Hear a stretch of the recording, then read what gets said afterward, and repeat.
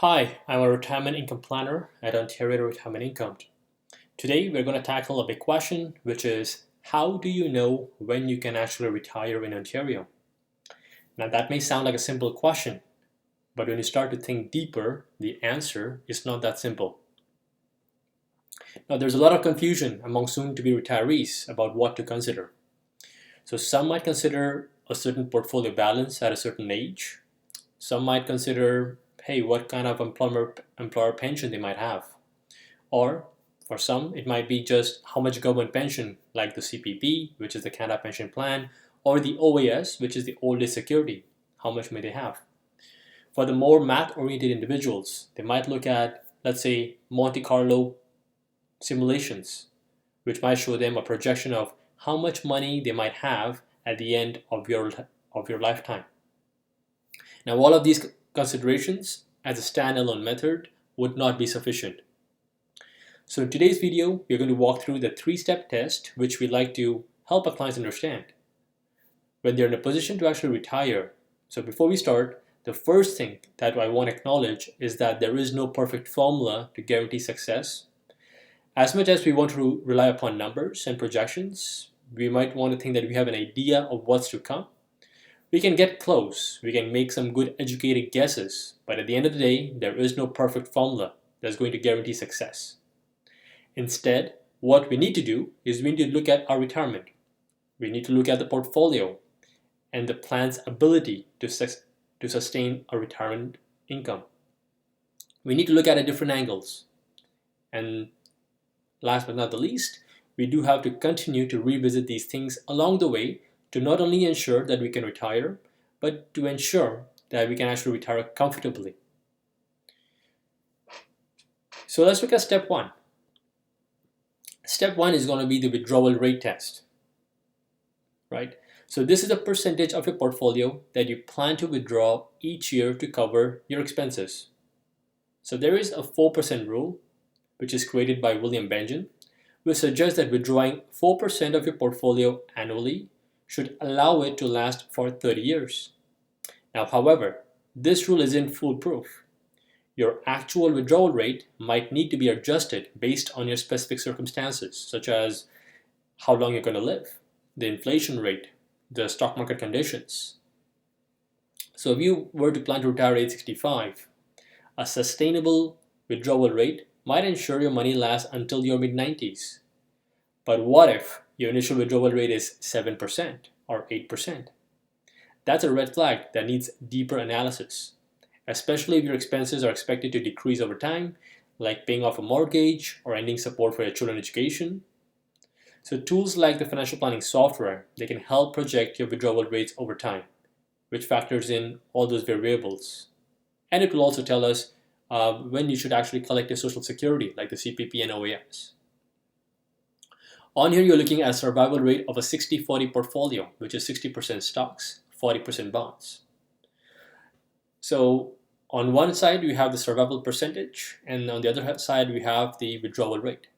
So if you notice, for a 60-40 bond portfolio over a 30-year period, the survival percentage, if 4% is being withdrawn, is about 100%. This is, of course, based on historical numbers. We don't know what's going to be the future, but these are the historical numbers. If you start increasing the withdrawal rate, let's say you want to increase the withdrawal rate to 7%, right? The survival percentage rate is now down to 47%. And if you increase your withdrawal rate by even 1%, so you went from 7% to 8%, if you notice, the survival percentage has further dropped down from 47 to 22%. So there's a 50% haircut, even though you only took out 1% more over years. Right? So how much you take out from your portfolio is going to be extremely important. The next we're looking at is a straight line projection test. Now this is to see if your portfolio will actually last through your retirement. So this involves estimating a steady growth rate for your investments and adjusting for your withdrawals each year. So if your portfolio were to continue to grow or at least remain stable over a projected 30-year retirement, you are likely on the right track. However, this method, it does have its limitations because it makes an assumption, a constant growth rate, which is unrealistic. The market fluctuations, it can dramatically impact your portfolio, especially if you were to encounter a market downturn early in retirement, which is a sequence of return risk.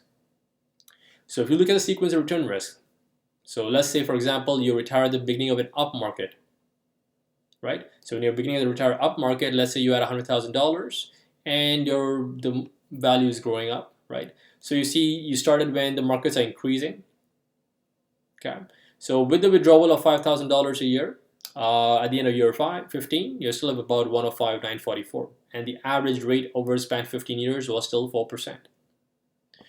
Now, what if you were to retire at a time when the markets are down, right? So let's say instead of positive years, you actually started pulling money out when you were starting in the negative years.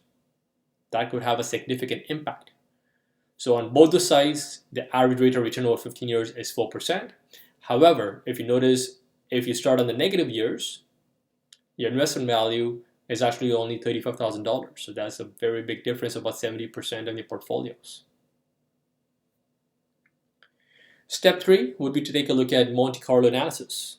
So this simulates thousands of different market scenarios to estimate the probability of a portfolio success. This test is going to show the likelihood of having enough money throughout retirement, taking into account the market volatility. However, the Monte Carlo analysis should not be your only tool. So while it may indicate a probability of, let's say in this situation, 83% of success, it is essential to understand the severity of failure. For example, if you have a high pension or other stable income sources, the impact of running out of portfolio funds might be less severe. On the other side, if your pension is small and you rely heavily on your portfolio, the consequences of failure are much more significant. Right. So these trials, if you notice, the success is in the green, the red is failures is in the red. So based on this, the market simulation, you will have about 83% probability of success. But this is not factored in terms of if you have pensions and all, right? Because if you have pensions and so on, the numbers might be look different. So if you find this video helpful, make sure to give this video a thumbs up and subscribe for more insights on financial planning and retirement readiness topics. Comment below with any questions or topics you'd like to cover in the future episodes. If you would like to book a retirement consultation, go to a website which is at ontarioRetirementIncome.com, or bring out your phone, scan the QR code, and it will take you directly to book a meeting page. Thank you, and you guys have a good day.